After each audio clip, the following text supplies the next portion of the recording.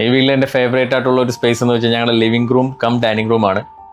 ഒരു ബ്ലെൻഡ് ചെയ്തിട്ടാണ് നമ്മൾ ചെയ്തിരിക്കുന്നത്. കളർ തീംസ് ആണെങ്കിലും ഇവൻ നമ്മളെ സീറ്റ് സോഫാസ് അങ്ങനെ ഡൈനിങ് സീറ്റ്സ് എല്ലാം നമ്മളൊരു ബ്ലെൻഡ് ചെയ്തിട്ടാണ് ചെയ്തിരിക്കുന്നത്. പിന്നെ അത് കണ്ടിന്യൂസ് ആയിട്ട് നമ്മളൊരു കോർട്ട്യാർഡിലേക്ക് ഒരു ഇൻഫിനിറ്റ് വ്യൂയിലേക്ക് പോവാണ്.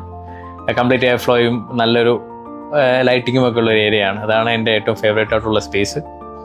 അതെനിക്ക് ഞാൻ ഉദ്ദേശിച്ചതിനേക്കാളും നല്ല അടിപൊളി നല്ലതായിട്ട് അവർ ഡിസൈൻ ചെയ്തു എക്സിക്യൂട്ട് ചെയ്ത് തന്നിട്ടുണ്ട്. അത് ഞാൻ ഭയങ്കര ഹാപ്പിയാണ്.